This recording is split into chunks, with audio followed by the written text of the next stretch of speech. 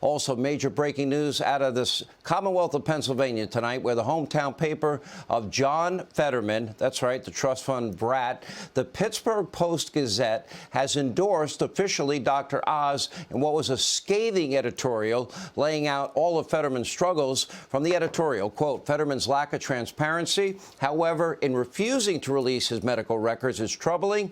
It suggests an impulse to conceal and a mistrust of the people. It continues, Mr. Fetterman, despite his hoodies and shorts, and has little experience in holding real jobs or facing the problems of working people. The editorial closes with this. In a race on which much depends and little is certain, Mehmet Oz has shown that he is better equipped to lead and deliver for Pennsylvania. Fetterman is not fit to serve, and his pro-criminal record would be a disaster for the great people of Pennsylvania. Remember, Fetterman voted over and over and over again to release violent criminals while on the parole board, even convicted murderers. He also said that he wants to release a third or more of prisoners from Pennsylvania. And get this, newly resurfaced audio now shows Fetterman suggesting, Republican voters, all of you people in Pennsylvania, you're a bunch of racists. Take a look. Now, there are some in the Republican Party that are unreachable. You know, nationalism, xenophobia, homophobia, just overall. I mean, that's the Southern strategy, right? Isn't that the same guy that chased an innocent African-American that was out jogging, doing nothing wrong down the street? And according to that individual, he took a shotgun, pointed it right at his chest, and held him hostage until the police came? That's John Fetterman that did that, not a Republican. Also, not to worry, because according to Joe Biden, Fetterman, he's my kind of guy. Take a look. Thank you. Fetterman yesterday. Are you confident about his about the way it looks up there? Yeah, I thought he was really good. I thought he knew what he was doing. I thought he was strong. And look, Fetterman is Pennsylvania. I mean, Fetterman is everything that he appears to be. You know where he stands. He has great courage. He has no reluctance to say what he thinks. He's my kind of guy. My kind of guy. Okay, Dr. Oz is ahead in this race now by 3 points, according to the latest Insider Advantage poll, surging at just the right time. Fetterman is now struggling as much as ever, especially after the debate disaster. Joining us now, Pennsylvania Senate candidate Dr. Oz is with us. Dr. Oz, welcome back to the program. Apparently, I guess Barack Obama is making the rounds. He's going to be headed to the Commonwealth of Pennsylvania. Do you think he'll have any impact on the race? I doubt it, and I think what you witnessed during the debate was that John Fetterman can't defend his radical views. I don't think Barack Obama can either, nor could Joe Biden. These extreme positions are out of touch with Pennsylvania values. And you listed a couple examples out there, but fundamentally, if you're thinking more about protecting the criminals than the innocent, than the victims, which, again, what Fetterman did was to push against the other members of the parole board to get murderers out. Because he's acknowledged that if he had a magic wand, the one thing he'd want to do is get rid of life in prison for felony murder. This is just bizarre.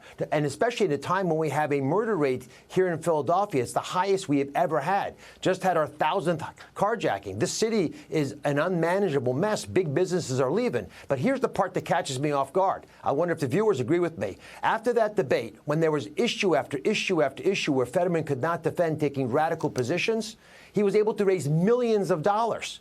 Because all the Democrats want to do is control the Senate. So help me fight back. Go to droz.com. We will be able to win this race if I can tell the truth about John Fetterman more than he lies about me. But what you're witnessing is a general belief by the Democratic Party that they don't have to address the kitchen table issues of crime, of the border, which is allowing fentanyl to make every state a border state, of the economic crises that we're facing now, getting worse by the day. Gas prices went up today again, and it's going to be $10 a gallon in Europe, but it's going to get back to $5 a gallon here in Pennsylvania and probably much of the country if we don't do something about it. He lied during the debate when he said he was never for a moratorium on fracking. We have multiple tapes. We played him many times. In fact, he did say it numerous times. He wants no restrictions on abortion. There's never been a candidate in the history of the Senate that I can think of that's advocated to release more convicted murderers and violent criminals than him. A guy that brags about his association with the group Black Lives Matters and the the street gang, the Crips. He wants taxpayers to pay for heroin injection sites. He wants sanctuary city and state status all over Pennsylvania. And then you have that little shotgun incident as he dares to call Republicans racist. Do you have any reaction to that? Well, you just listed a litany of problems that he has with law enforcement. That's why the Fraternal Order of Police endorsed me unanimously, because they dislike him so much. And his hometown paper, you just mentioned, the Pittsburgh Post-Gazette, which is a fabulous paper, generally wouldn't endorse a Republican. God bless them, they came up to our side. They've had enough as well. They're a big paper in Pittsburgh, the biggest.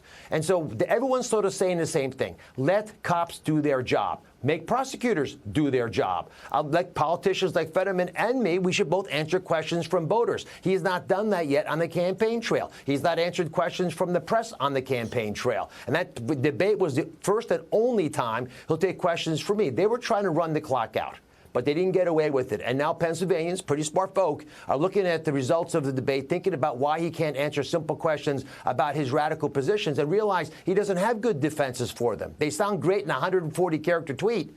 You know, it's great if you're going to be the AOC of the Senate, which is his goal. But I'm not going to let him get there. Pennsylvania is too important. And listen, this is important. We do not have a Republican senator north of North Carolina on the Atlantic coast until you get to Maine if I don't hold this seat. And there's been a Republican senator in Pennsylvania most of my life. I'm going to keep one here as well. And this is a state that, because it's so important to the country, a top 5 state, we want a Republican presence here to make sure it's well represented, along with other states that have our issues. Big cities like Philadelphia that have some issues around poverty, a lot of energy in the state. We've got to make sure these issues are addressed. Republicans can do it well.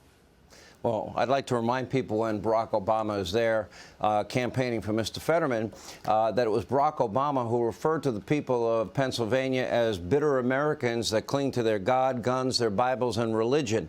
I hope people didn't forget that part. And maybe somebody in the media might have enough guts to ask Obama if he still believes that about the people of Pennsylvania. Dr. Oz, thanks for being with us. We'll follow this race closely the next 8 days. Hey, Sean Hannity here. Hey, click here to subscribe to Fox News YouTube page and catch our hottest interviews and most compelling analysis. You will not get it anywhere else.